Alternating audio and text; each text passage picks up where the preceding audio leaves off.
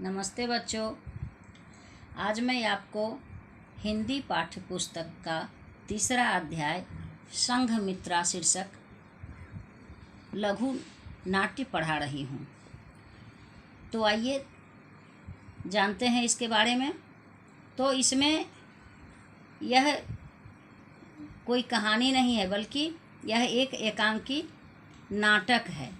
तो यह एकांकी सम्राट अशोक द्वारा कलिंग पर किए युद्ध से संबंधित है। इसमें सम्राट अशोक के पुत्र और पुत्री तथा कलिंग के राजकुमार की मनोदशा का वर्णन है। युद्ध में मारे गए इतने योद्धाओं के शवों से विचलित हैं। एक प्रकार से अशोक कलिंग का युद्ध जीतकर भी हार गए। वे अब कभी युद्ध न करने का वचन लेते हैं। तो यही सब इसमें बताया गया है। आइए अब हम जानते हैं। तो पहला दृश्य है, नाटक के पहला दृश्य में देखिए क्या होता है कि सम्राट अशोक के राजमहल का कक्ष है। उसमें सम्राट के पुत्र महेंद्र और पुत्री मित्रा, जो बाद में संघमित्रा के नाम से प्रसिद्ध हुई, आपस में बात कर रहे हैं। तो पहले संघमित्रा कहती है महेंद्र से बात करते हुए, हाँ तो फिर क्या हुआ भैया। पूछती है कि इसके बाद क्या हुआ।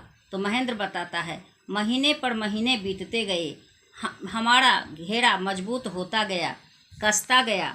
हमने ऐसी स्थिति ला दी कि उनकी राजधानी के अंदर न एक छटाक अन्न पहुंच पाए, न एक चुल्लू पानी। ये युद्ध के समय की बात कर रहे हैं कि हमारा घेरा इतना मजबूत हो गया कि हम ऐसे चुस्त व्यवस्था किए कि उनके शिविर तक पानी और अन्न नहीं पहुंच पाया, यानी उनके सैनिक जो हैं सो भूखे प्यासे मर जाएं, ऐसी व्यवस्था हमने कर दिया। अब संघमित्रा कहती है, ओह वे बेचारे, भैया फिर क्या हुआ। इसके मन में एक उत्सुकता होती है और पूछती है कि फिर उसके बाद क्या हुआ। महेंद्र कहता है, उनकी राजधानी में पहले कोलाहल था, फिर सन्नाटा छाने लगा, मृत्यु का सन्नाटा। क्या कहता है कि पहले तो वहाँ कोलाहल था, यानी हलचल था युद्ध करने का, लेकिन उसके बाद क्या हुआ कि जब सब मरने लगे तो मृत्यु का सन्नाटा छा गया, सूनापन आ गया। जब मृत्यु सामने होती है, आदमी भीषणतम संकल्प पर उतारू हो जाता है मित्रे। महेंद्र कहता है कि जब सामने मृत्यु होती है तो लोग क्या करते हैं, भीषणतम संकल्प पर उतारू हो जाते हैं, यानी कोई भी संकल्प लेने के लिए वे उतारू हो जाते हैं ताकि हमारी प्राण की रक्षा हो सके। ऐसा वो अपनी बहन से बोलते हैं। फिर संघमित्रा पूछती है, उन्होंने भी भीषणतम संकल्प किया। क्या संकल्प किया भैया। पूछती है कि क्या संकल्प किया।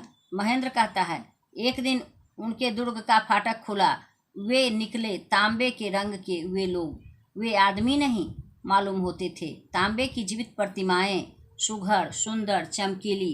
कहते हैं कि जब उनके दुर्ग का फाटक खुला तो उधर से कैसे लोग निकले, तो तांबे के रंग के, जो कि लग रहे थे जैसे कोई जीता जागता प्रतिमा हो। वे सुंदर थे, सुघड़ थे। संघमित्रा, कलिंग के लोग सचमुच बड़े सुंदर होते हैं भैया। संघमित्रा कहते हैं कि हाँ हाँ, वहाँ के लोग सुंदर होते ही हैं। महेंद्र, सुंदर भी और बहादुर भी। वे तांबे की प्रतिमाएं गुस्से से लाल अंगारे सी दहकती मालूम पड़ती थी। सबके हाथ में हथियार, सबके मुंह में जयनाद। कलिंग की वाहिनी हम पर इस तरह टूटी जैसे भूखे शेर शिकार पर टूटते हैं। महेंद्र कहता है कि कलिंग के लोग जो होते हैं वे बहादुर भी होते हैं और सुंदर भी होते हैं, उनमें लड़ने का भी जोश होता है, इसलिए सबों के मुंह से जयनाद निकल रहा था, यानी विजय की घोषणा वे लोग कर रहे थे। कलिंग की वाहिनी जो थी वह इन सबों पर इस तरह से टूटी जैसे लग रहा था कोई भूखा शेर शिकार पर टूटता है। संघमित्रा कहती है, भूखे शेर शिकार पर, ओहो, भय की मुद्रा में, यानी भयभीत हो जाती है। फिर महेंद्र कहता है, हाँ हाँ, वे ऐसे टूटे जैसे भूखे शेर शिकार पर। दिन भर घमासान लड़ाई होती रही मित्रों, ऐसी लड़ाई जिसमें एक पक्ष ने तय कर लिया हो कि वे या तो मरेंगे नहीं या मारकर मरेंगे, क्योंकि कलिंग वाले समझ गए थे कि वे जीत नहीं सकते और पराजय की अपेक्षा उन्होंने मरण का वरण किया था। अब महेंद्र समझाता है अपनी बहन संघमित्रा को कि दिन भर लड़ाई हुई, उसके बाद ऐसी लड़ाई हुई जिसमें कि एक पक्ष ने तय कर लिया, यानी कलिंग वाले जो थे वो तय कर लिए कि या तो मारेंगे या मरेंगे। वे समझ गए थे कि अब हम जीत नहीं पाएंगे, इसलिए उन्होंने क्या किया कि मरण का वरण किया। वरण का मतलब होता है चुनना। तो दो में से उन्होंने एक को चुना कि अगर जीत नहीं होगी तो प्राण त्याग देना ही अच्छा है। संघमित्रा, तब तो सचमुच बड़ी घमासान लड़ाई हुई होगी भैया। फिर महेंद्र कहता है, बड़ी घमासान। जब शाम को हम विजयी हुए तो पाया कि हम मुर्दों के देश के राजा हैं। उफ, रक्त का समुद्र हिलोड़ें ले रहा था। मानवता चीख पुकार कर अंतिम दम तोड़ रही थी। महेंद्र बताता है उस समय का दृश्य और कहता है कि जब हम विजय हुए, यानी जब हमारी जीत हुई, तो हमें ऐसा लग रहा था जैसे हम मुर्दों के देश के राजा हैं, यानी सभी लोग मर गए थे, बल्कि केवल यही सब जिंदे थे।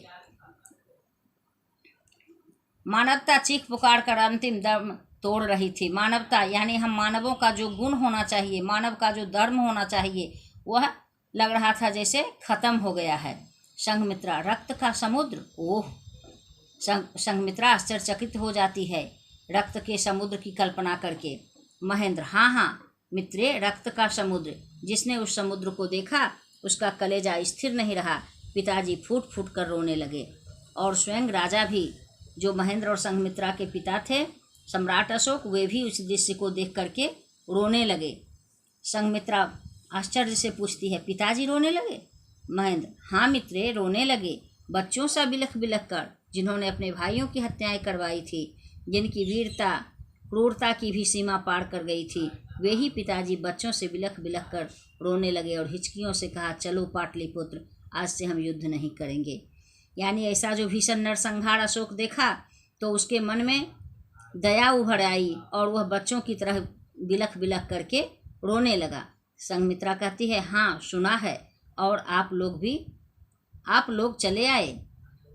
महेंद्र, नहीं, उस समय संध्या हो चली थी। पिताजी ग्लानि में युद्ध भूमि से लौट रहे थे। मैं उनके साथ था कि अकस्मात कुछ शब्द हुआ और हमने पाया जैसे मुर्दों के बीच से कोई उठ खड़ा हुआ हो।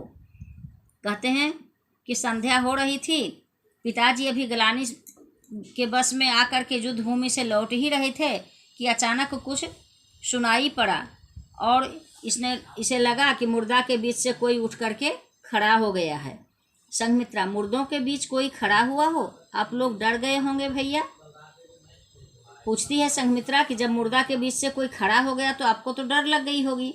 महेंद्र कहता है, पगली, मर्द डरा नहीं करते।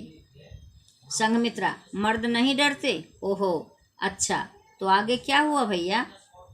फिर महेंद्र कहता है, मालूम हुआ एक लाश उठ खड़ी हुई, चीखी, हमारी ओर बढ़ी तीर की तरह और उसने पिताजी पर वार कर दिया।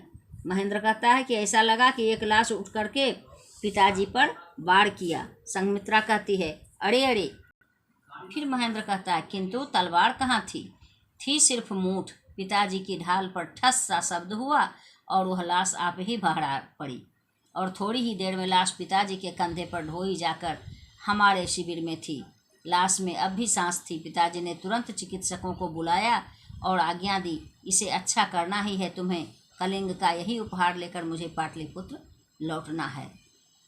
उस लाश को जब उठाते हैं तो क्या देखते हैं कि वह लाश जो है उसकी सांसें चल रही है, इसलिए सम्राट अशोक ने उसे उठा करके शिविर में ले आया और चिकित्सक को बुला करके उसकी चिकित्सा करवाने लगा और कहा कि अगर यह ठीक हो जाएगा तो मैं कलिंग का उपहार समझ करके इसे पाटलिपुत्र ले जाऊंगा। संघमित्रा कहती है, उसका क्या हुआ? वह कौन था भैया? महेंद्र कहता है, उसका जो कुछ हुआ सामने देखो, प्रकोष्ठ की ओर इंगित करता हुआ, और प्रकोष्ठ यानी आंगन की तरफ इशारा करते हुए कहता है, वही नीलमणि है, कलिंग के प्रतिहिंसा की जीवित प्रतिमा और पिताजी के आध्यात्मिक कायाकल्प का चलता फिरता प्रमाण। देखो वहाँ प्रकोष्ठ के सुनसान कोने पर निश्चल खड़ा हुआ किस तरह गंगा की ओर घूर रहा है। नीलमणि की ओर इशारा करता है महेंद्र और बताता है कि इसी को देख करके, इस घटना के बाद ही पिताजी का जो था आध्यात्मिक कायाकल्प हो गया। उसके बाद है शेष भाग इसका दूसरा दृश्य, जो कि कल पढ़ाऊंगी। धन्यवाद।